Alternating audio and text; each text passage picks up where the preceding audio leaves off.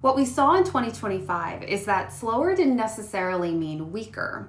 Homes took a little longer than we saw in 2024 to go to mutual, and certainly compared to the ultra competitive years before that.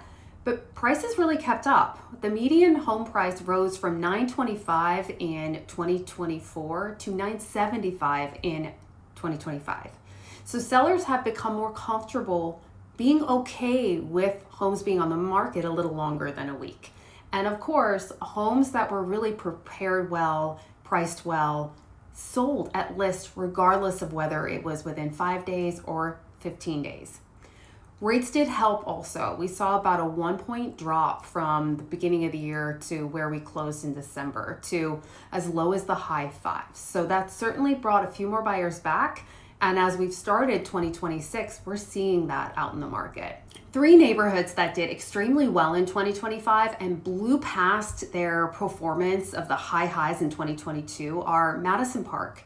So in 2024, the median home price there was 2.25 million. It rose to 2.6 in 2025. Now, I did want to point out Madison Park is the second most expensive neighborhood in Seattle proper, coming in right behind Broadmoor. Secondly is Finney Ridge. 2024 median price was 1.1 and they went up to 1.3 in 25. So there's a big demand for the Finney Ridge area and not a ton of stuff moves because it is mostly single family homes.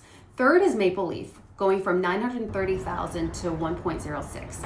And I believe this could be boosted just by commuters returning to office. The proximity of Maple Leaf is so close to I-5, and it's a very desirable area for families. Not every area has fully rebounded to its 2022 peak.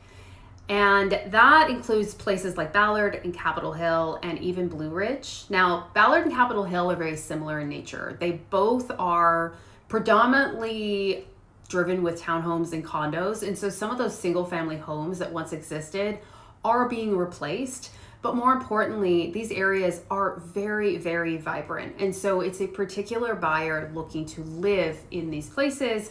And overall, townhomes have decreased in value compared to single family homes. And one thing to mention in these areas, Ballard, when we look at that data, it is pulled out from the overall arching Ballard of like Olympic Manor, Sunset Hill. This is very specific just to more the south part of Ballard, and the same is true of Capitol Hill. North Capitol Hill data is very different, and that is going to involve a lot more of those bigger, larger homes, and the price points are very different, not to mention they're actually increasing. And regarding Blue Ridge, this is in